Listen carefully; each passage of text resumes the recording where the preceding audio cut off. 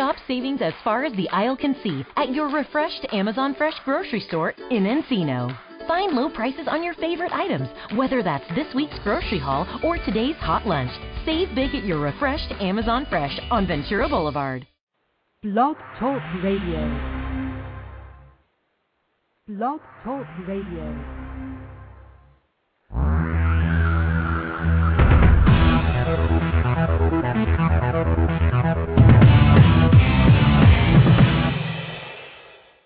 Live from Los Angeles, the Win Without Competing Show with Dr. Arlene Barrow, Career Coach 1 and author of Win Without Competing.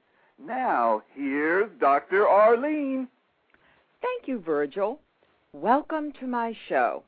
In tough economic times, it is especially important to implement my Right Fit method, which will enable you to win without competing in your career and in your life. Today, my guest is Nat Bothwell, MBA, the winner of the 2009 Right Fit Award. Shortly, you will meet Nat and participate in his first coaching session. This is the first time that I will do a live, on-air coaching session. Hold on for the ride. Here's how I found Nat.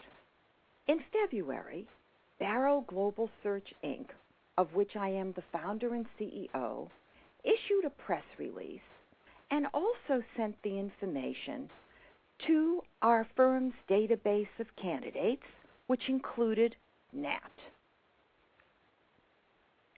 I created a blueprint of the Right Fit guest, and here are some of the key points. Blast resumes from Burbank to Bombay. Needs new career advice. Forgot to mention that this is a unique contest, searching for the right fit guest, not the best. Unemployed for 6 months or more. Makes few, if any, cold calls in pursuit of a new position. Needs phone interview strategies. Has difficulty getting interviews. Needs to take charge. Not called back for a second interview. Needs successful interview strategies. Unable to close the deal, and here you're hired. How to enter the contest. What Nat was required to do was to submit a voicemail pitch, which targeted the numbered points in the blueprint, some of which I just discussed, and try to figure out which points were more important than the other. Here's Nat's voicemail pitch. I'm calling in response to an email which I read. My name is Nat Bothwell. I've been unemployed since May 2008, and I have not read your book. I do have an MBA from Wake Forest. I have a resume that's reasonably self-evident. I have sent that resume across the world. At this point, 9 months into my search, honestly, I'm skeptical of an easy button or a quick fix. I'm somebody that believes in hard work. I don't often ask for help, and it may explain why I'm lousy in interviews. It may be pride. It might be an ego issue. I don't know. I know what I'm capable of. I know I can help any organization. I don't do well with the song and dance of job interviews. I am a producer, not a performer. I can tell you that I've applied online. I've kept my routine each day the same. I've applied online for more than 100 positions, and I've had one call back.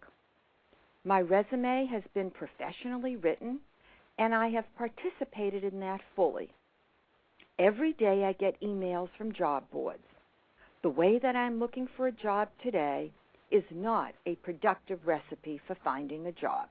So I'm interested in your contest, and I'm open to new ideas.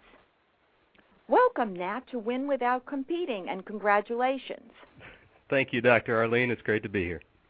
When we first spoke, I asked you if you knew anything about my right fit method, and you said, I'm as cold as it gets. Today, we're going to change that. Okay. But first, I want you to hear what your references said about you when I called them. Here's what one reference said. A sales, passionate about his work, a team player that has the best interests of the organization in his heart, proud of his work, does not sit idly by, proactive and sells his ideas, created the marketing department at the bank, good at branding, which he understands from top to bottom, created innovative designs for TV ads. Here's what another reference said. He is a high-driven, type A, who has mastered the most important aspect of communication, which is listening. He has a very fast-working mind. He has the highest level of integrity regarding honesty, thinks outside the box, meticulous to the nth degree. He's brilliant. He has the gift of execution. How do you feel, Nat, after hearing those references? Sounds like I chose the right guys. I think that you are courageous. You entered a contest, won, and agreed to learn the right fit method without knowing what it is. That's right. I think, your email absolutely intrigued me.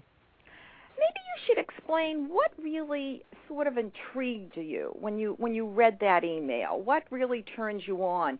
Because you did a beautiful job on the pitch. You hit the key points, and I could tell by your voice that you were sincere and that you were not in the best possible mood.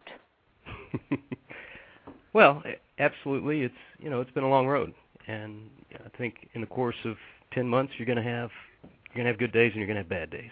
And not that it was a particularly bad day, but when I saw your email, my first thought was I have no downside here. So this is absolutely an opportunity. I should at least make an attempt to get in the running and see how I do. And the way you positioned it was a challenge to me to see if I would be able to reach you, the target audience. So I think probably on some level that was going through my head. So, but I absolutely had no downside, nothing to lose by throwing my name in the hat. Well, you really are gutsy. And the reason for that is, before I take on a new coaching client, I ask that person to read Win Without Competing. Because you are a contest winner, I needed to keep you in the dark until today. You did a very good job of that. Thank you. So you will attest again that you have not read Win Without Competing, Nat? I have been completely in the dark, and that might have kept me up a little bit, but I am coming in still as cold as it gets. Good. I want to share why and how I created the method. I think this will make you feel more comfortable. How's that sound? Comfortable sounds very good. Good. After spending many years in high-level healthcare management and consulting, I entered the world of executive search in 1995. Accustomed to the road less traveled, I decided to create a method for presenting one right fit candidate to client employers and conclude the search. Notice that that's what I was looking for in the contest, one right fit candidate. Undaunted by the prevailing mindset that employers must compare and contrast many candidates to find the best, I was determined that this mindset could lead to hiring the wrong fit. I thought about what my dad taught me as a child regarding standards. Don't pick the best banana, he said. Select the one that meets your standards. If all the bananas are rotten and you select the best, you will still have a rotten banana. Eureka!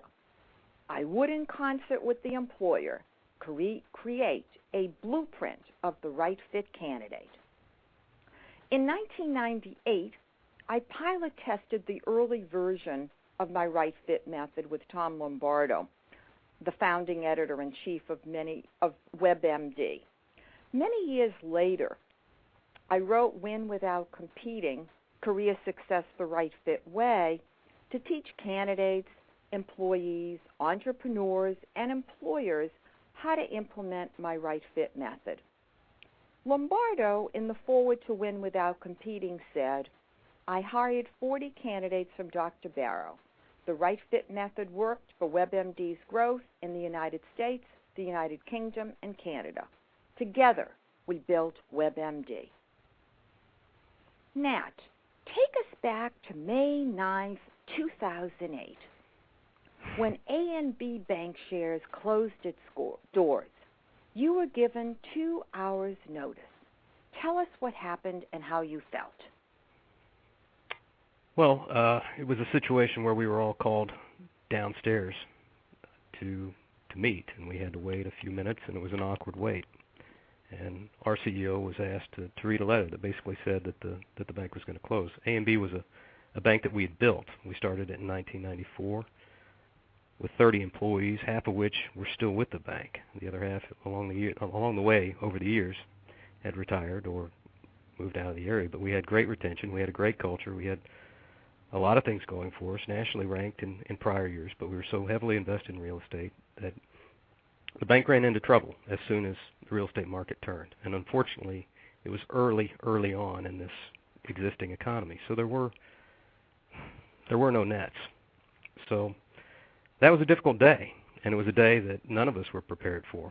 And instantly, some of us had to switch gears. Some people were interviewing the very next day to be kept on by the bank who bought the assets of A&B. Those folks were folks that worked in the lobbies, that worked in the banks. They had customer contact. I was in the marketing area of the holding company, and the acquiring bank already had a marketing department. And they made that very clear. And we had some extremely talented people in my area, which were never considered. Their work was never even looked at. So it was very tough to know that you had done some great things. You had actually built something. You had built a brand. Our products and our presentation was better than the acquiring bank. Of course, I have to believe that, but I do believe that. And we weren't given a fair shot. You pick up, you move on.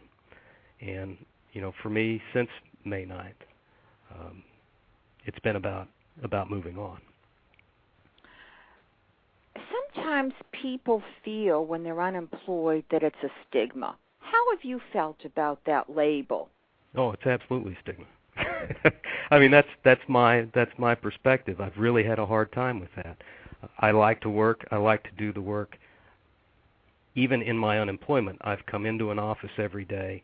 I've gotten up in the morning at 5 or 5:30 to go to the gym. I've kept my routine, and that's important for me. I have to keep moving. The opportunities will absolutely pass me by if I don't. So I've had trouble with that situation and just the idea of it. I think that you should just say to yourself that you could not control what happened with the bank, and that maybe you should kind of look at it as, a short-term sabbatical, and that'll help you reduce the stress. We have more than 12 million unemployed, and I think to be successful, you have to some extent distance yourself from it and tell yourself, let's use this time to investigate and to think of it as a new opportunity rather than a disaster. It did get easier. I think and this sounds counterintuitive, but as the economy worsened and it became clear that it was a bigger issue and not mismanagement, it became clear that we were up against something that was much bigger than us. It did become easier on some level. And, from my perspective, I'd been in that position and with those folks for a dozen years, so I did see it as, well, maybe this is my opportunity to do anything I want to do. And so in my job search, I mean, I think it is fair to say that I have been fairly selective with the positions that I have applied for. And on the one occasion when I was offered a position, I did turn down one position, and that was in August. It was with a smaller bank that was in the area that was soon going to have its own difficulties. It was half the money, twice the work, and it just didn't feel right. And with that mindset that this could be my launch point to something new, I passed on it. Now, I've at times regretted that in the months that followed, but I come back around to that perspective that this is my time. That's good. I wanted to step back a moment to the bank. I wanted to see whether there were any warning signs that the bank would be closing. There were. Okay. The OCC is under guidelines to do that sort of thing, so there were letters issued. We had people in the building. I think, looking back, it's always clear, but also in our situation, we had very capable management that had gotten us through, tight times before, and there was a great culture that kept everybody on board. I think typically in that situation you'd see people leaving. In our situation, we had faith, and we kept believing that somehow we'd find a solution. The reason why I'm asking you that question is that I really believe that people should be very aware of telltale signs, and that if they suspect that their company could be closing, that they should start looking. That doesn't mean you walk out the door, but that you start looking. I think that if you take that approach, it helps if suddenly the day occurs and the axe falls. And today that's very clear, and I think today, if I were to go to a different position, it would be easier to do. I think in our situation it was a little unique because it was something that you'd seen built from the ground up. So the folks that I was working with were in a lot of ways family. So it was hard to think of myself in myself only, especially being the manager of that department. I really felt an obligation to the people that I had a responsibility for. And I probably could have handled that differently, but I don't regret the way I did handle it. Well, that's good. I'm thinking in terms of our listeners who may be in a situation where they suspect that the doors could be closing or there could be downsizing, that if they see the signs, they should, start preparing, which also means that you take home certain things. You take home your personal possessions. Were you able to take your things with you within that 2-hour notice? Well, no, but no. See, that's exactly my point. Yeah, you have that's exactly a great point. Now we were fortunate that in our situation we were given a week to wrap up after the fact, and so especially in my area where you have people that have worked on art and things that they've created that are part of their portfolio, that's what they've done. That's their billboard to get another job. So they really needed to have access to that, and I was the same way. I needed to have a reel of my work. So in my case, I was fortunate that they were understanding and allowed us access to that. But absolutely, if the signs are there, definitely based on my experience, I would say you want to be aware. You want to be aware and you want to prepare. Exactly. So that I advise people to take all their personal stuff home, all the contacts that they need, and in the event that something does happen, you do want to, if the doors are not being closed, to negotiate a forwarding address on the email and the ability to leave a forwarding number on the voicemail. And there's a mental aspect to it too, I would say, preparing, in the physical sense, but also, mentally. Absolutely. Because I'll be honest with you, we weren't. even though the signs were there, we hadn't done enough to prepare ourselves for the possibility that day would happen. Right. So it was a shock in actuality because you hadn't prepared for it. Which only caused it then to linger longer than it probably should have in the months that followed. Mm-hmm. Well, I know that you basically grew up with the bank, and I'm sure there are a number of accomplishments that are very dear to you. Can you share some of those accomplishments?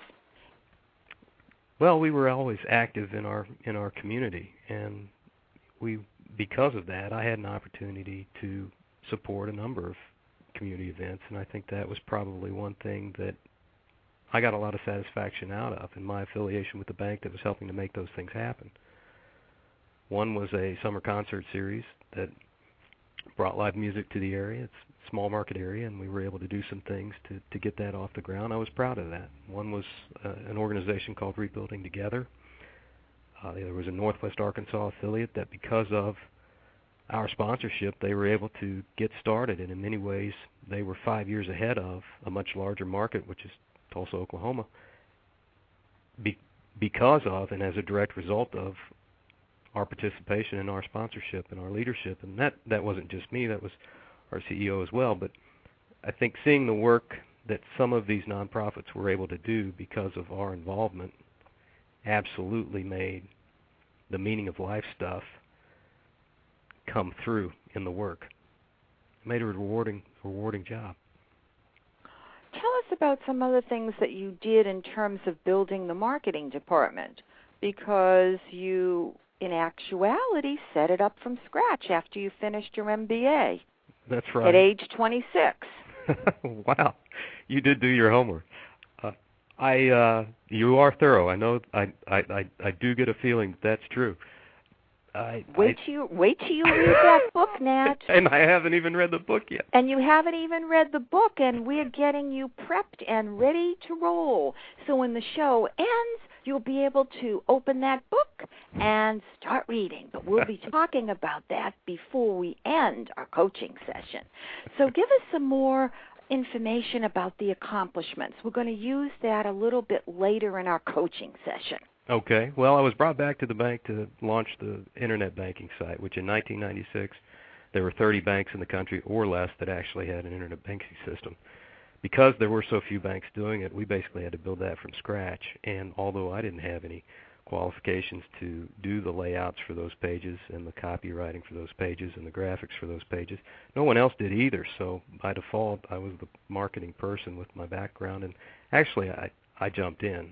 This is something that I loved. It was the face of the bank. It was the soul of the institution, and the challenge of articulating that to an audience is something that, as I did more and more of it, I knew instantly that it was something I was attracted to. But as I worked and worked to develop that identity, it just became a real passion for me. So the internet work led to copywriting and graphic design for the bank internally, and eventually we let our ad agency go, and I took it on myself. And for about 4 or 5 years, I was a one-man show. Eventually, the bank grew so much. Again, when I came back from the MBA program, we had a $200 million bank. Well, by the time the bank closed, we were a $2 billion bank, so there was a huge amount of growth. And for a large part of that, I was a one-man operation. I redesigned the logo and all the collateral material. Consistency is something that I absolutely believe in, and the integrated communications that go along with that. So I put some programs in place that I don't believe you have to be a large company to build a brand. I believe that those same principles can be applied in a smaller organization. So for me, it was a challenge to make that real in our area.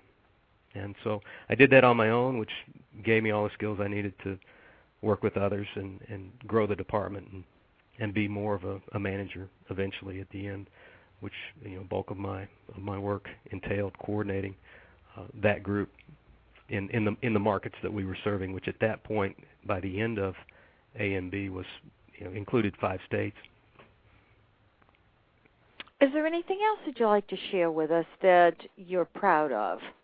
I'm proud of my work. I'm absolutely proud of my work. I think you probably heard that I'm stubborn on some things, and I actually don't mind being stubborn on Well, some they things. didn't say you were stubborn. Oh, no one said that. I'm open to change, but on some things I am stubborn. I think quality and those standards that's something that I'm absolutely it's top of mind for me. And well, I also have very high standards. That's why we're not going to stop at making you the right fit. We want you to be the flawless fit now. So we're going to raise the standards to meet your expectations. So this is going to work out beautifully. No, they just said that basically you're a very detailed-oriented person. No one said you were stubborn. I'm still a big picture guy, but I definitely have an eye for the product that we put out there, and because it was so close to my heart, I definitely had a passion and a concern that maybe went above and beyond. Well, I think that's probably why you didn't say to yourself, the bank is not going to make it, I need to start looking around, because you basically had a baby that you nurtured. It's pretty hard to leave one's baby. I wasn't going to bail. That's right. Right, that's right. So let's go further. After the bank closed, can you explain how long did it take you to begin your job search? And you indicated about, sending out your resume. Did you read any books? How did you decide what the right steps were to take? I instantly knew that I needed help. Although I had written for the bank for a number of years, and that was very comfortable for me, and writing for something else other than me is very comfortable for me, I knew that in my case I was going to need somebody who did this for a living. And I did reach out to a firm that does assist in professionally organizing your resume, and they do ask some very good questions that I wouldn't have asked myself, and in doing that, it drew out a lot of the activities and a lot of the experiences that I had forgotten about. So that was money well spent, I still believe, even though the final product definitely follows convention. It's exactly within the norm. It is accurate, and it is more detailed than what I would have produced on my own. And that process took probably close to 4 to 6 weeks. Oh, well, we're going to have you revamp it in a day. Okay. It's a piece of cake. We are going to make some changes, but I'm going to save those changes for another point in time. But there are some changes. I am, however, very pleased that the focus is on accomplishments, on outcomes. Frequently, given that I run a search firm, we literally get, hundreds and hundreds of resumes, and quite often the emphasis is on process, what you do, and the potential employers really need to know what you achieve. Because there can be lots of process, but no successful outcomes or results. Exactly. So they did you a great service by focusing in on the accomplishments. But there are some other things that we can do to highlight and to differentiate. And we'll talk about that at another point in time.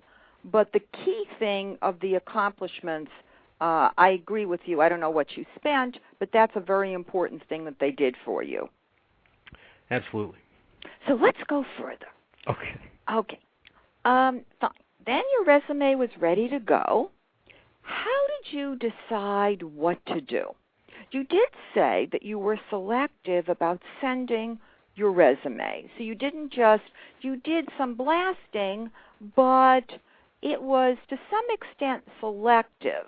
But we're going to, of course, use the right fit method where we just don't send out resumes anymore. We're going to take another approach, which we'll discuss momentarily. But tell us what you did. Well, I was selective, but after 10 months, it's the equivalent to a blast. So. Okay. So. I did sign up for all of the daily notifications. I had all of the search the monster. At all the job sites that have the daily updates, I was signed up for all of those. I had described and used the keywords to try and filter down to a position that would fit me. I still receive those. I get so many of those. It has become my routine to come in the morning and scroll through those and work through those and just see what's there that might fit. And then the process is very simple after that. If I find something that I'm excited about, I click the online apply online button, and then I hear nothing until I get an email a few weeks later saying thank you and we'll keep your resume for future reference. Okay. All right. Did you read any books at all? I've read lots of books. All right. And do they all say the same thing? I've read a variety of books, not necessarily about the job search. It's been a year where you look to different books to get you through it. Okay, for psychological support. Absolutely, and the marketing books to keep me tuned in and possibly prepare the way if entrepreneurship is something in my future. I want to be open to that, and I've been trying to keep sharp.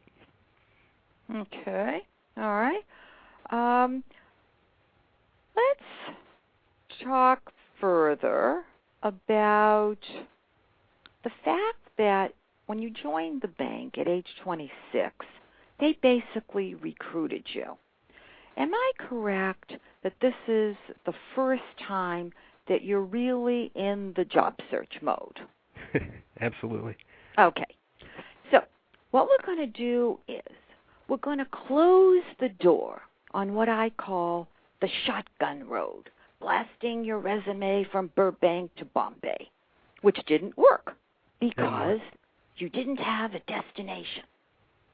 Now it's time to take the right fit road. Together, we will walk down that road until you hear you're hired. How's that sound? That sounds good. Okay. I'm going to talk about 3 basic principles of the right fit method. The first, compete with yourself, never against others, and you will win without competing, which means you raise the bar higher and higher, which matches who you are because you focus in on high standards. You also exercise every day, correct? Yes. Okay. Do you keep raising the bar? I keep trying. Okay. Okay. Are you not, when you exercise, are you walking? Are you running? What are you doing? I'm doing a little bit of everything, and I do have another fellow that I've met through the gym, and he and I keep each other honest, and his wife keeps me honest as well because she'll show up from time to time. So together we guilt each other into being there on time. Okay. All right. Have you read any books by Warren Buffett? No. Okay. You might want to look into some of his books because obviously he is an entrepreneur extraordinaire. What he says is, with respect to competition, I can't play the other guy's game. Second principle, make no assumptions and open those doors. When you apply for a position, do you think to yourself that the employer knows what they're looking for? I do think that. Okay. That's an erroneous assumption. Frequently, employers do not know. What they do is they parade candidates in front. They keep interviewing. And they compare and contrast, hoping that one will emerge. So that's an extremely important bit of information. File it, and we're going to get to it again shortly. All right? All right. Okay.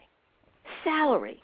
If the employer asks you what you're currently making, would you tell the employer what you're currently making? I would. You would, okay. Why? I'd answer a direct question with a direct answer. I think that's just probably my nature. Okay. Sometimes people ask you questions and they may not, for whatever reason, be a question that you necessarily want to answer. If you initially state the salary that you earned, notice I'm not asking you to say how much you earned, even though I know the answer to that question. And the reason for that is twofold. One, once they know the salary and they know that you're also unemployed, they could make the decision to offer you less than what you were earning. Okay? The second is that for whatever reason, a salary level conjures up an image. You may decide that you would like to take something a little less if you think that the opportunity will be something that will enable you to grow and to build something. So that you don't want to rush to divulge your past salary. Okay? So again, people assume that because a question is asked, you need to answer it. People sometimes, even though they should not, ask personal questions. You know, are you married? Do you have children? Those are not questions that should be asked on an interview. So because someone asks the question, you do not necessarily have to feel obliged to answer. However, one must always be gracious in terms of how you respond. And you'll learn more when you read Win Without Competing about how to do that, and we'll also be talking as our conversations continue. Okay. Okay. If you have an interview and you don't receive a call back for a couple of months, how do you respond to that? A couple of months? Well, I haven't had... Well, that I know, because you had the one I haven't interview. had that many opportunities. Right. But I'm trying to set the stage for how you're going to be feeling. We're toughening you up, Nat. Gotcha. Yeah, we're toughening you up. Well, we have to, because we don't want you to take anything personally. Right. What happens is, if the employer is taking the approach of searching for the best and not the right fit, they're going to be interviewing lots and lots of candidates and bring many of them back. This takes months. Okay? So, the point is that if it's a large company, that the fact that you didn't receive a call back doesn't necessarily mean that you've been excluded.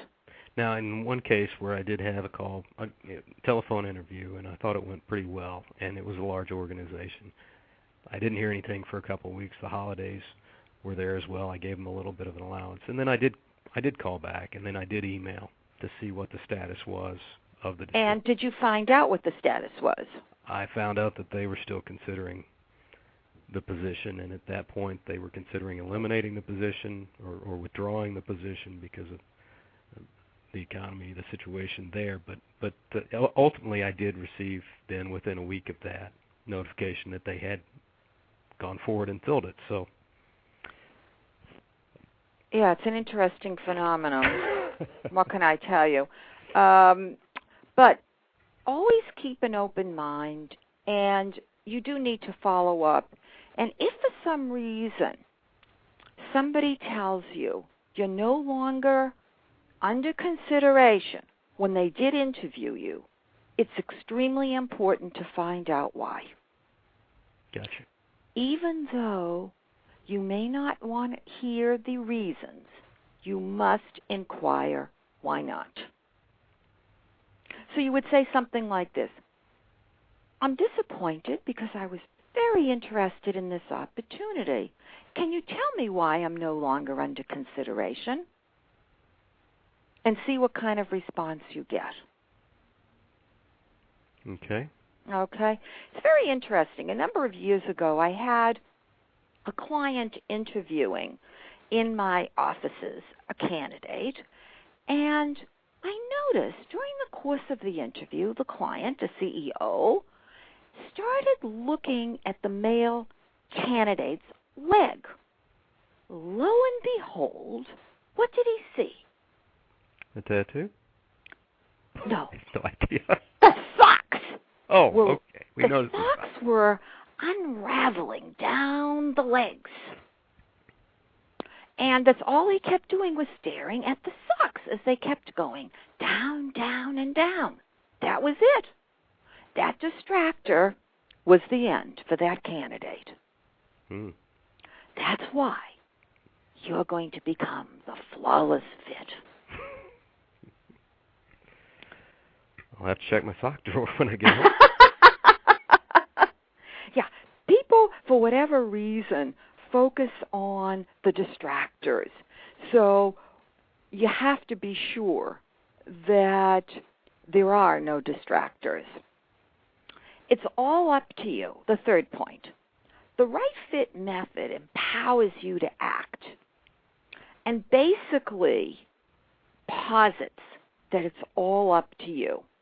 So that really encompasses the underlying principle of the entire method. Okay. Let's go forward. This is what we're going to get ready to do.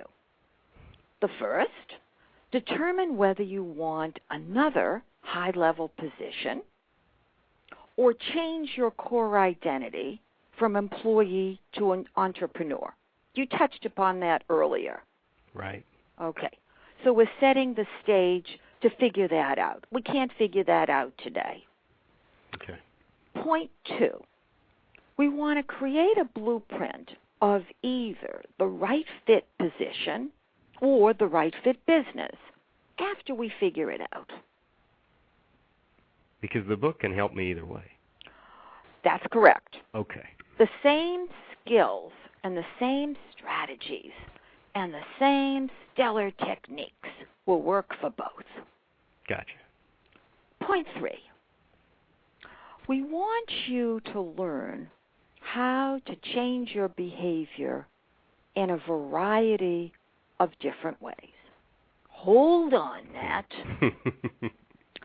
Instead of sending out your resume first, what do you think you're going to be doing? I have no idea. You're going to make a cold call. So in other words, we're going to do a little role playing in a moment, and you'll see how this is going to work. Okay, because I've done this, not exactly this, but I've done something close to this, and I was equally disappointed. But you were disappointed with what? Making a cold call? Well, what happened, in this case, I had actually found a position that I was extremely excited about, and I knew it was a new listing, and so after I had applied, I immediately called. I talked to HR. I found it had only been listed for an hour. I was very excited by this, and then I asked, how many applications have you received so far? And the answer was about 1,200, and that was very demoralizing. Okay. And she made a note, and she said that she was going to make a note and set my resume aside, and I didn't hear anything. Okay.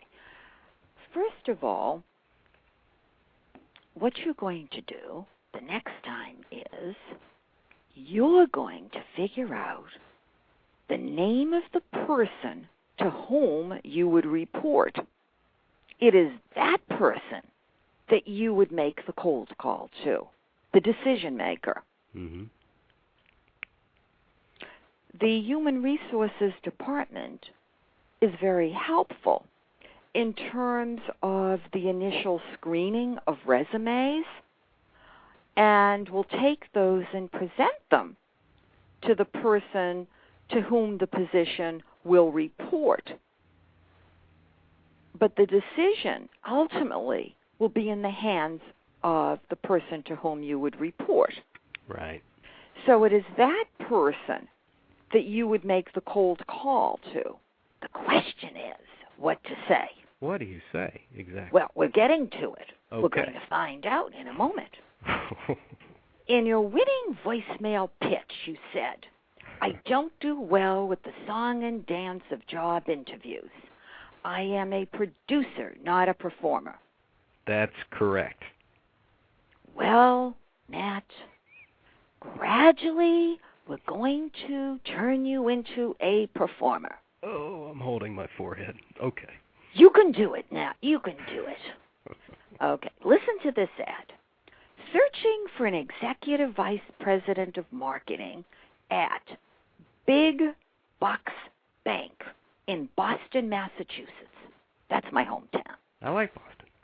Oh, good. Okay. New position, no phone calls, email resume only, salary negotiable, relocation. All right. So what do you think? Is this a position that you would apply for?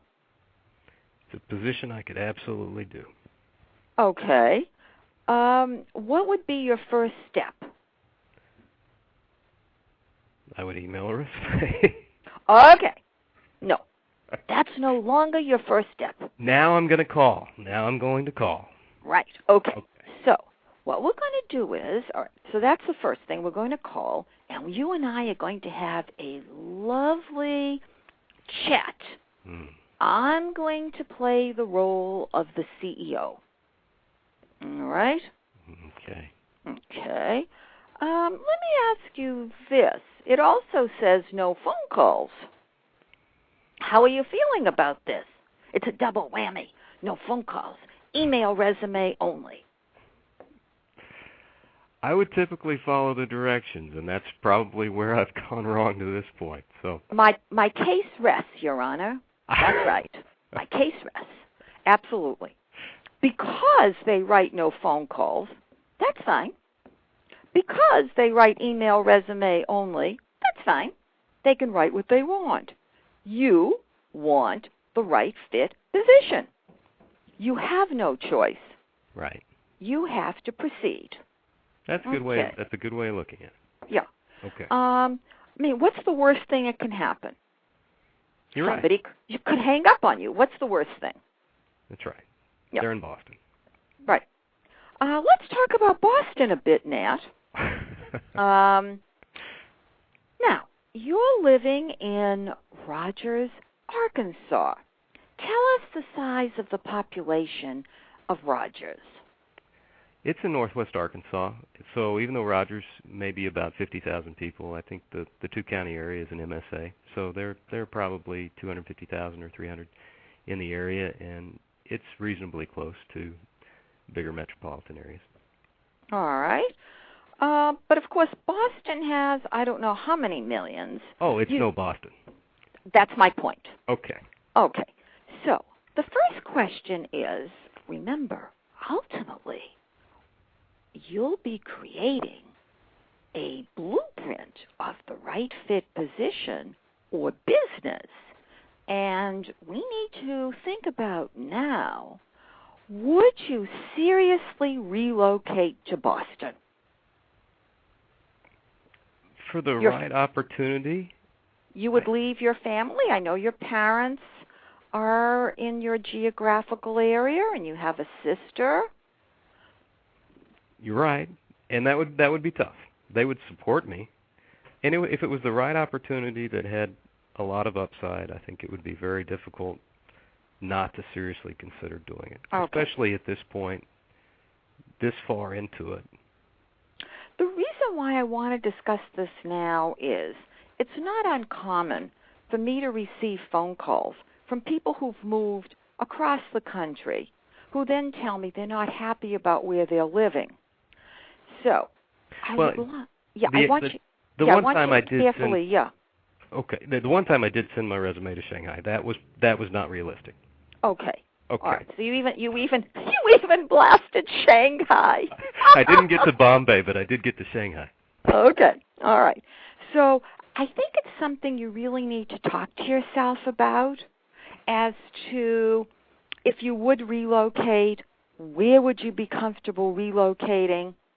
It's not a good idea to start the interview process and then when it's time for the offer to be extended, you've decided you really can't relocate. Right. I think it's important. Oh, go ahead. Yeah. I was going to say you don't want to do this because it really creates a bad impression, and there is no point in creating a bad impression.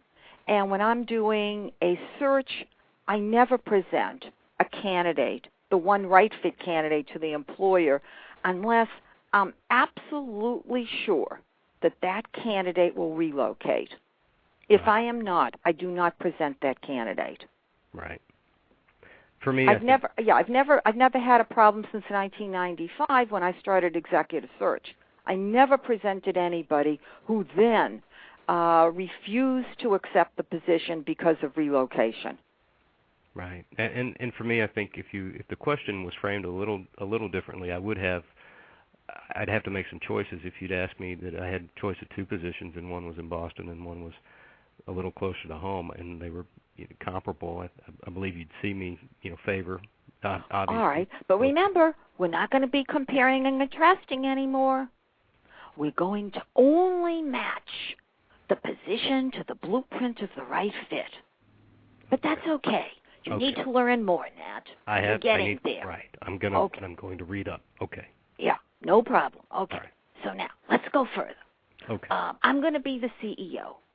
You're going to be ringing up. Let's hear what you would say to me, keeping in mind you are not going to send your resume ahead. I'm talking about a cold call. He knows, or she knows absolutely nothing about you. All right? So you have to change your mindset because that person will only know what you tell that person. And remember some of the things we talked about earlier. I'll give you a little help because it's the beginning. All right? And that is, do not make the erroneous assumption that the employer knows exactly what he or she is looking for. Remember what I said, a new position. I told you that for a specific purpose. That means they don't have a track record. They know they're establishing this new position. Notice I didn't tell you anything about it. I only gave you a title. Okay. The same title you had before. I also told you it was a bank, and that was to get you to feel comfortable. We will be talking as to whether you would be comfortable changing industries, but at this moment, we want to gradually build you up to use the right fit method. Okay. Okay? So keep in mind, new position. Think to yourself, do they really know what they're looking for? Okay? So I think I've told you enough. So now let's begin. I've got one or two ways I can go with this. So okay. Am I do you want to? Well, do you want to try two different ways, and we can do it two different ways? What would you like to do? Oh, I'm reasonably sure I'm not going to do well at either one in terms of the role. No. We don't want to undermine oneself here. You'll do fine.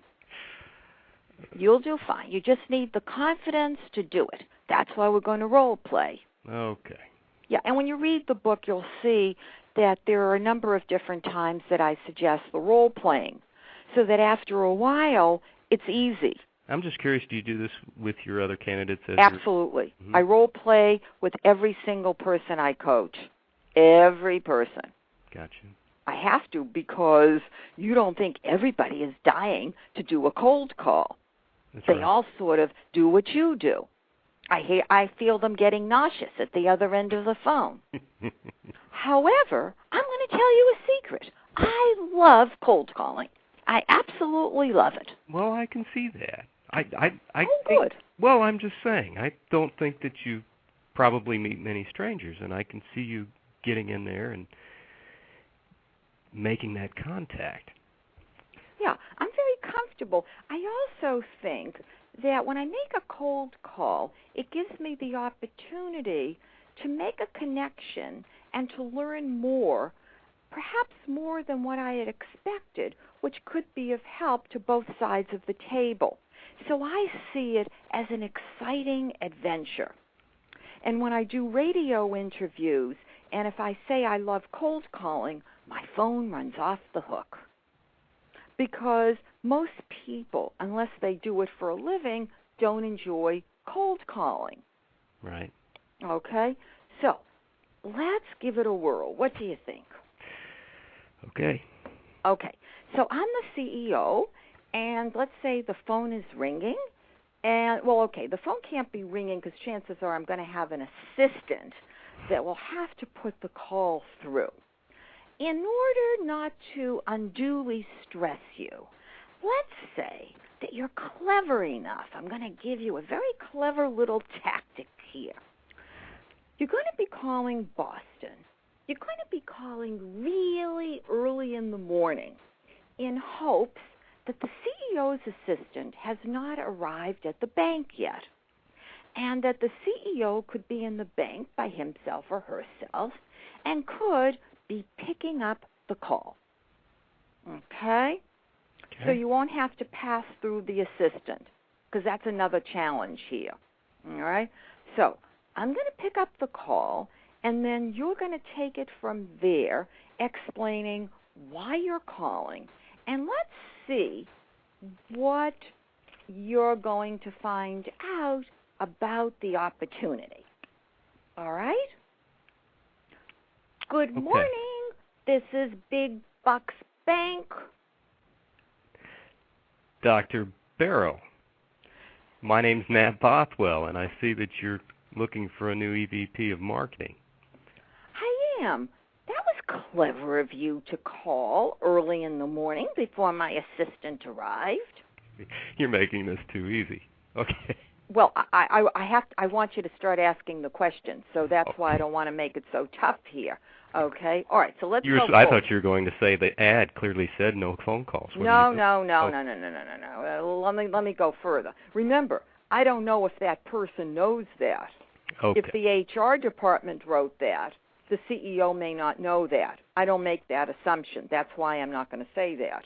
Gotcha. Okay, so you don't want to make that assumption either. We're going to rid ourselves of all these wretched, erroneous assumptions. Okay? All right, so now, go ahead. Well, I was just curious if you have had that position open long and if you know exactly who you're looking for to fill that role and what they might be focused on in their daily activities. Well, I'll tell you, Mr. Bothwell, I am delighted to hear from you. We recently announced the position. It's a new position for our bank. Our bank is rather new. We've only been in business for a couple of years. So frankly, I'm not clear about what we're looking for. We're planning to interview lots of people and hope that the image could emerge. Well, if you were able to find somebody who'd had experience in exactly that situation, would that be somebody you'd want to talk to? Well, are we talking about you, Mr. Bothwell, or are we talking about someone who's related to you? I've actually done exactly that, and I'd be very interested in talking to you more about it. Fine. Well, why don't you tell me? I don't have a lot of time. Why don't you tell me what I need to know, and let's see if it makes sense that we have another conversation. Well, in a nutshell, I think I was able to work for an organization that started out very small, and by the time we were done, we'd grown to $2 billion in assets, and along the way I helped identify and articulate an identity for that company, and it served them well. Okay. All right. So let's stop here. All right. I was doing fine until that one. Okay. We really need to put together, okay, a strong pitch, okay, where you really can wow them, especially if you're calling a bank. You should be able to wow them if it is a comparable position. Mm-hmm.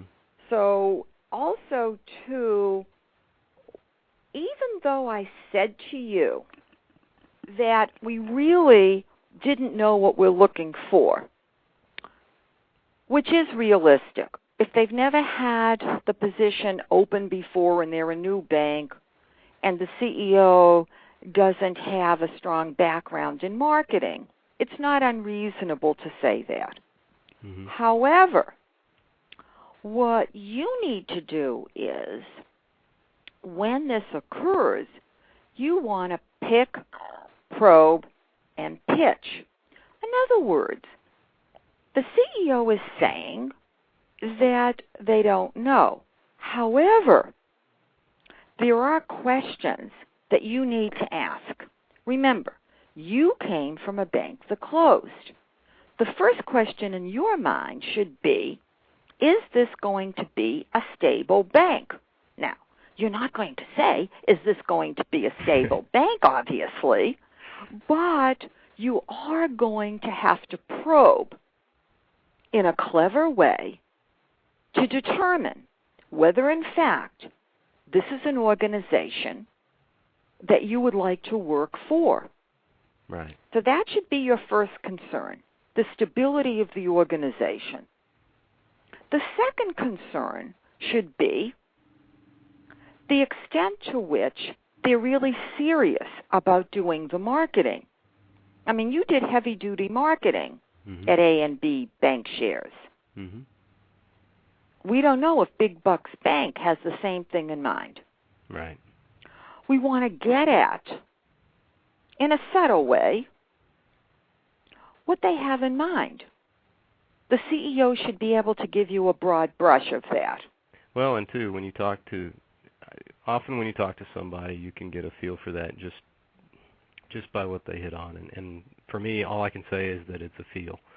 You know when you've got somebody that's like-minded across from you. And in the one instance where I did turn down an offer, it was partly because things just didn't match up, but two, the culture and the mentality wasn't the same. I didn't feel that same mentality reflected. So the question of fit absolutely plays in. All right. But you see what I'm getting at about that you have to ask.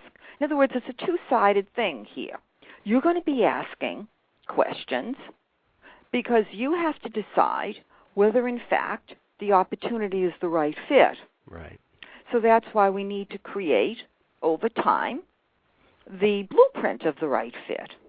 And so after you've asked those questions, if it is the right fit, then your job then is to match up to those points right then and there, Right. very quickly.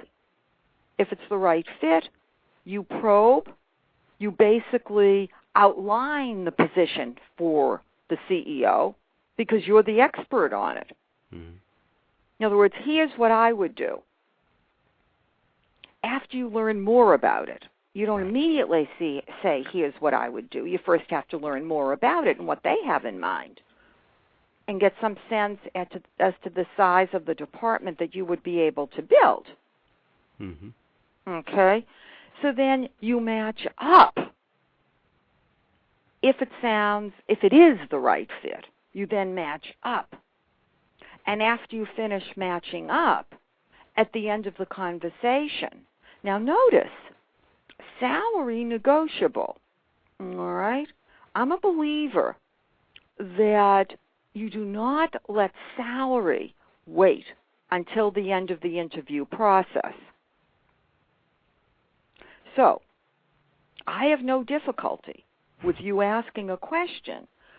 Can you give me some indication about the salary range of this position? Right. Okay? Without disclosing what you earned. Because you're carefully balancing with blueprint against the short-term potential.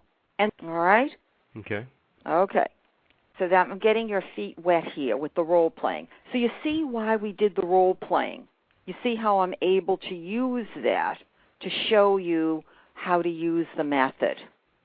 Right, and that absolutely helps to go into a call and have a framework that you're going to try and work right. with. And notice what I'm telling you to do. I'm telling you to take charge of the conversation. Mm-hmm. I call that manage the process. The person at the other end doesn't know that's what you're doing, but does see you as assertive and self-confident. And you certainly want to come across as that. Right, and everything that you've said so far absolutely would apply too if it were my own agency and I was making a cold call to get new business. Okay, absolutely. The same thing. Uh-huh. Good. I'm glad you see the connection. I like the pitch probe. No, the pick probe. Probe and pitch. Oh, you'll love it. I have a whole chapter calling Selling Your Brand, Package to Pitch. See, I should relate to that just fine. Absolutely. Okay. All right. All right, let's go further. You're fortunate, Nat. The right fit method is applicable to all aspects of your life. In fact, I refer to what I do as one-stop coaching. Let's talk a bit about your personal life. You're single and live with your 4-year-old dog, Tanner, who is a Rhodesian Ridgeback. Yes. Tell us why Tanner is the right fit. How did you select him? Actually, when I was first looking to get my first dog, I and people that know me, this probably won't surprise them, but I got a book that actually matches your personality to the breed. And after you do all the self-assessment questions, and I was so proud of myself for being honest and going through all of that, it basically said I could have any dog I wanted because my personality was such that I could put up with a lot. And that's very interesting. Well, if you're wound tight, you probably shouldn't have certain breeds of dogs that are going to cause you trouble, and it absolutely made sense. For me, I had a pretty wide selection to choose from, and the Ridgeback was just a unique dog. What's unique? Because I honestly have to say, I am not familiar with the Ridgeback. Can you give us some information? Absolutely. They're great dogs, and they're beautiful dogs. They are a South African dog that is a mix between a native South African dog that had a mane like a horse, and so it's actually a big calic that runs down their back. And they bred that with other breeds, and they specifically bred it to hunt lions in South Africa originally. So it's got a very interesting history, and that mix of a sporting dog plus a dog that would protect the settlements is essentially what got bred into the personality of the dog. So it's an interesting dog in that very side oriented, and not that we have much call for lion hunting in northwest Arkansas. I should hope not. Right. But the occasional squirrel, we do get some activity from her out of that. But it's a dog that is inside very, very lazy and very mild mannered and very much a couch potato, and then outside she absolutely likes to run and chase and be active. And I think that the intelligence of the dog and the low maintenance aspect of the dog are two things that really made that's the part of right your fit. Blueprint, right? That's your blueprint. That's right. And after my first experience, I just knew that was it for me. And Tanner's actually the second Ridgeback I've had. So. Now Tanner, why is Tanner tan? Yeah, she was more tan than anyone else in her litter, but and it just seemed to fit. So she had a personality that was, she's her own dog. She's absolutely her own dog. Okay, it sounds like you love it to death. She's a good one. She absolutely is. Now, if you decided to search for a spouse or a significant other, what are the top 3 attributes on your blueprint of the right fit? I'm not sure that follows the dog conversation very well. So I'm not saying why I did. Well, I will say why I did it that way. Okay. I'll tell you exactly. I know that it's easier to talk about why and how you selected the dog. So I decided to ask that question first, and we're still talking about your personal life. Are you doing a pick, probe, and pitch on me right now? Well, I could be. I could be. I've been doing it all during our conversation. Okay. I'm the creator of Pick, Probe, and Pitch. So, let's talk a bit about this, because I want to get into the weighting of the importance of these attributes. Okay. So that you learn about the weighting of importance of things. So pick 3 that we're not saying that at the same time that you find either a right fit position or you find a right fit business, that you also need to find the right fit spouse or significant other. It just gives us some practice in this endeavor. Okay. Okay? I would say sense of humor, intelligence, and chemistry.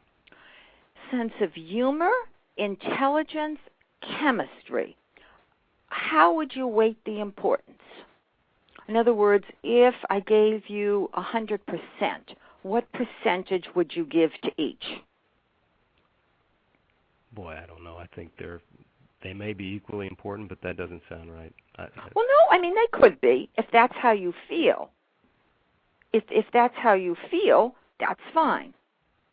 But if you think that one is of major significance,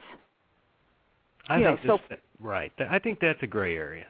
It's hard for me to say because it does come down to the individual, and I just know that those are 3 things. If you're asking me what stands out in my mind or what gets my attention, it's absolutely a mix of the intelligent ability to laugh and find humor and smart humor. Okay. All right. Along with the chemistry, there's something about you just know when there is something there that's the right fit. Okay. All right. Well, I have a feeling as you read through Win Without Competing that more things will start to come to mind, because I do have a chapter about personal life. The last chapter of the book is entitled The Right Fit, An Approach to Life.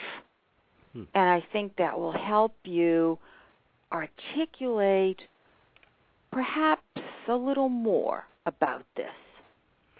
I don't think my situation is necessarily a result of not knowing what the right fit is for me. I think it is probably influenced by, again, if I'm stubborn about certain things, and I think on this subject there's definitely a profile that suits me, and it's just I don't know if I keep my in one of the few pages of your book, like the early page that you allowed me to read a day ago, right, because I was concerned about this conversation, right? And you right, said, okay. Right, yeah. So I allowed you, let's tell the audience what I allowed you to read, okay? Right, because I was a little nervous about this whole deal. Yeah, we know that. That's why I allowed you. Okay. I allowed you to read the back cover of the book, which has 3 reviews on it. I allowed you to read the candidates praise the right fit method, and the reviewers' applause for Win Without Competing, and also the foreword to the book by Tom Lombardo, the founding editor-in-chief of WebMD. And I believe also the acknowledgments and the prologue. Am I correct, Annette? I believe you're correct, and somewhere in there, and I know that I followed the letter of the law on this, but somewhere in there I think you said no match is better than a bad match. And so on that's absolutely my philosophy on the personal life. I'll tell you exactly to what you're referring. Okay. You're referring to, actually, the second thing, you probably first read the back cover, then you went to read Candidates Praise the Right Fit Method, a candidate who asked not to receive his offer. And what he said was that basically, that's what he said. It says very clearly, she believes no match is better than a bad match, and this is a testament to the power of her process. I totally agreed with that comment, and that's when I read that I was much more at ease with this whole process. Well, that's why I wanted you to read those things, because I knew that you basically had won an award, but you really didn't understand what you were getting yourself into. That's right. So how are you feeling now? I'm comfortable. I'm glad that we're doing this, and I'm excited about seeing what your book is all about and how we might be able to apply it. Great. All right. So now it's time to start reading, Nat. Okay. You have your book there, right? Yes. Okay. Please open the book to the contents page, because I know your references said that you're honest above and beyond. So I know you haven't even looked at the contents page. Okay. It's a drama in 4 acts. Okay. We have Act 1, setting the stage. Notice, let me name through those chapters and tell you a few things, because basically I'm going to suggest what I would like you to focus in on to really get yourself started, doing the right fit method. Okay. Okay. The Win Without Competing, which is the introduction. Chapter 1, the concept of the right fit method, which I've been delving into as we've been talking. Okay. Make no assumptions, open those doors. Chapter 2. And, of course, we've been touching upon that. Chapter 3, cereal, eggs, or yogurt. The small changes come first. Okay. Okay. That chapter has exercises in it. Okay? I want to talk to you about your routine, because I know in your pitch you articulated that you stuck to your routine religiously on a daily basis. I'm going to free you from that. We want you to become flexible, because rigidity is the enemy of creativity. Okay. So, if you don't mind sharing with our listeners, what do you eat for breakfast? Or do you have breakfast? I think that does change from day to day, depending on how my time schedule is going. But generally, I'll grab something in the morning at a drive-through if I don't have something in the pantry. But I don't often have anything in the pantry, so generally I grab something on the way in. All right. Well, I'd like you to, you'll see, there are some exercises that I'd like you to do in terms of keeping a record of what you eat and how to make changes, and then also in terms of your daily routine. Okay. So the next time that you'll be coming on the show is May 20th, and at that point, I'll be eager, and so will our listeners, to hear about the small changes. Okay. Okay? Yeah, I think okay. Yeah, because we have to get you sort of very flexible.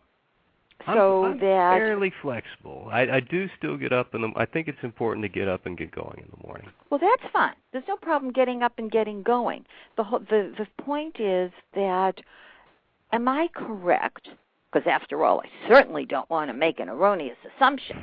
Am I correct that you order things the same way every day? You're correct that I like what I like, and when I like what I like, I probably don't deviate very much. Okay. We're going to shake that up. These are matters of, as far as matters of breakfast go. And I guess there are other things beyond breakfast. Okay, I'll give you that. Yeah, there are more. In other words, I just started with breakfast. You'll see. There are other exercises dealing with the routine here, about looking at email, listening to voicemail, all of that. Okay. You're going to create some new exciting routines for yourself. Okay. Okay. How you get to work, because I know you've set up an office to work from, all of that stuff. Okay. So you don't necessarily take the same route. Right. And this is good for the brain too, Nat, I have to tell you. Okay. Okay? So, let's go further. As you're reading through, okay, so you will have finished Act 1, and then you're going to go to Act 2, how the right fit method works. You'll start with Chapter 4, and it is important, because of how the book is designed, to go through it systematically. Okay. Because one thing is built on another, and things are interrelated. And you'll see there are storytellers that come on stage and tell their stories. And I weave those stories throughout many chapters. So it is important to approach this systematically. Okay, I'm liking all the titles of the chapters in Act 2. Yeah. So the core identity will help you figure out whether we should be taking the route of the employee or the route of the entrepreneur. Mm-hmm. Now, it is possible, of course, to do both. But I'm going to let you sort it out before our big conversation on May 20th. Of course, we'll talk in between, but that'll be our big conversation, our big coaching session. Okay? So then, Chapter 5, set the standard. Forget the competition. That gets back to what we were talking about, raising the bar higher and higher. Shaping your brand, the right fit, talks about the creation of the resume. But the creation of the resume in relation to the call. Because you can have a basic resume that you would then tailor after you finish the cold call and arrange the interview. You would further tailor the resume to show the exquisite match. Mm-hmm. Okay? So then, selling your brand, Chapter 7, package to pitch. You're going to love it. Okay. Because you already said you love pick, probe, and pitch. I do like that. Okay. Donald Trump said that the only people that do not need to broadcast themselves, because this talks about how to create the broadcast, are nuns. Other than that, we all need to broadcast ourselves. Okay. Okay. All right. Chapter 8, sharing your brand, manage the process. That has to do with taking charge. Okay. Okay. The calculated close, finish the deal before it's done. Talks about how to gradually close the employer. Or, if you take the entrepreneurial route, how would you gradually close the client? Okay. Potential client. Right, absolutely. Chapter 10, the total package, the flawless fit. It is. Nothing would be missing. No socks rolling down your legs, Nat. All right. All right. Okay. you're going to be making changes. You can keep a record of your changes. When you do the exercises, you'll basically have the record of your changes. You'll be thinking about what you want to do in terms of employee, entrepreneur. Could it be a combination? I'd like you to also create a blueprint of the right fit position and or business, so we can talk about that. And I do want you to weight the importance of those components. Okay, create a blueprint of the right fit Position or business. Mm-hmm. Because remember, right now we don't know where you think is right for you. And I explain in Chapter 4 under the core identity how to figure that out. Okay. And there are exercises to do there. Okay. Okay. So there are a couple of other things I'd like you to do. I'd like you to listen to 2 radio shows that I've done fairly recently. One interview of Grace Tiscarino Sato. You'll be reading her story in Win Without Competing. Okay. She's a senior manager at Siemens. Okay. And Patty Rager, R-A-G-E-R. She was the chairman of the board, president, CEO, publisher at Nurseweek and Nursing Spectrum, which combined, because Nursing Spectrum bought Nurseweek, is the largest nursing publication in the world. Wow, okay. Her story will be in Win Without Competing, and I think after you listen to the interviews, you'll see why I selected both of those guests. Okay. Now, and I can listen to those shows through right Bothwell? on drbarrow.com. Okay. Yeah, in other words, on the home page of drbarrow.com, all of our Blog Talk radio shows are listed. You just click on the date of the show. So in the center of the page, you see the descriptions. On the left side, you see the photos of the guests. And, of course, when you go to that page, whose photo will you see? Yours. Oh, boy. Oh, boy. Looking very nice. Okay? Okay. All right. So, now, how can our listeners get in touch with you? Can you share your email address? They may have some thoughts for you. They may want to cheer you on. Absolutely. Especially, I think it does help to talk to other people that have either been through it or are going through it now, and that'd be fine. My email address is nat.mail@mac.com. Good. Also, too, I know that about a half hour, an hour after the show tonight, you will be posting your video, your first video, and I know that you're planning to, and by the way, it's going to be on YouTube. Is that correct, Nat? Yes, and okay. This is part, we need credit for Nat changing his behavior, because this is not something I would typically do, but in the Good. Let's hear about credit for Nat changing his behavior. Great. Yes. Okay. I just wanted to make note of that. Okay. I will right. absolutely have a video of some sort. I think it would be interesting and maybe helpful if we'll follow this through. So you've got my reaction now as I know nothing, and we'll see how things change over the course of studying the book. Okay. Should our audience be looking for updates in terms of YouTube and your videos? How will they learn about the updates? Because we will be having you back, of course, on May 20th, but after all, I'm sure everybody is eager to hear how things are going with you, because they know what you're supposed to be working on, because we just set it forth here.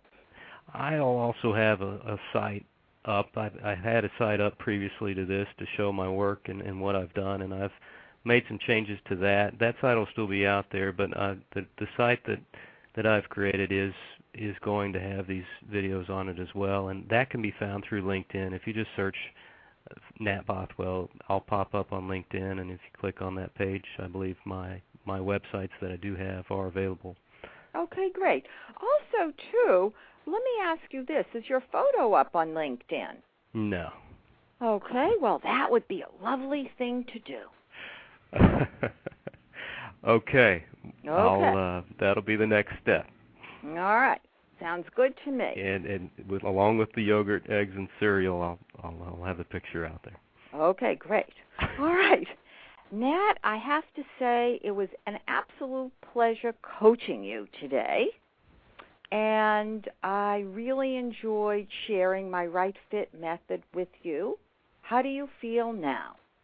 Well, I feel comfortable now, and I want to thank you for the opportunity. I don't know what's ahead of me, but I am going to definitely give it my best effort, and I think it's just nice to have something new to process and try to apply and see how that works for me and what changes may result. Okay.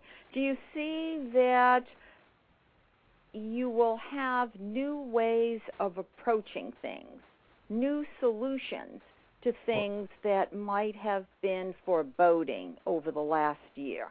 Absolutely. I think if you've not gone through it, then your approach is probably a little ad hoc, and that's probably the best way to describe what I've done to this point. It's the School of Hard Knocks, as opposed to, this will be very interesting for me. It's something you've obviously had plenty of case studies to back up, and you've refined it over the years, so to study this and digest it and attempt to apply it, it's absolutely a breath of fresh air. Great. Well, thank you so much, and we'll talk soon. Thank you very much, Dr. Arlene. All righty. Bye-bye. Bye-bye. Okay. Now, next week, we were scheduled to have Dr. Julianne Malveaux, president of Bennett College for Women. Unfortunately, Dr. Malveaux will not be able to join us, but she will be joining us during the summer. I'm really looking forward to interviewing her. She is a prominent economist and journalist, and she's appeared on CNN and Fox, and a delightful personality, and will be, I'm sure, a stellar guest who has read my book, Win Without Competing, and who does use, I believe, some of the key components of that. So next week we will not be on air on April 29th. We will, however, be on air on Wednesday, May 6th. Jan F. Constantine, General Counsel for the Authors Guild, who won a $125 million settlement in Authors Guild et al. Versus Google. My guest is distinguished intellectual property lawyer Jan F. Constantine, who led the class action lawsuit against Google to a landmark decision to protect authors whose works are available on the Internet. Throughout her career, Jan has established legal precedents as Senior Vice President at News Corp, Deputy General Counsel for Macmillan, and Assistant United States Attorney of New York City's Eastern District. When she is not performing as a lawyer, Jan performs cabaret at various venues in New York City and serves on several not-for-profit boards. To learn more about the Right Fit method and my book, Win Without Competing, visit winwithoutcompeting.com and drbarro.com. To reach me personally, call 310-441-5305. Please remember that I am based in Los Angeles. 310-441-5305. Remember this trigger tip. Walk down the Right Fit road. Goodbye for now. This is Dr. Arlene, author, Win Without Competing, Career Coach 1, founder and CEO, Barrow Global Search, Inc.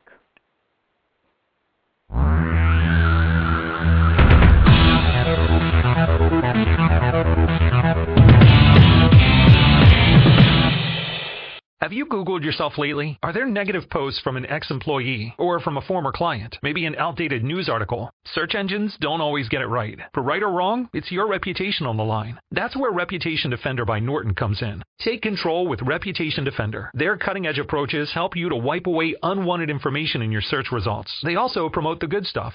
You can start by getting your free reputation report card at reputationdefender.com or call 800-811-4975 to speak to an expert. Insurance companies are not your friend. In fact, their sole job is to make certain you get as little as possible at a time when you need it the most.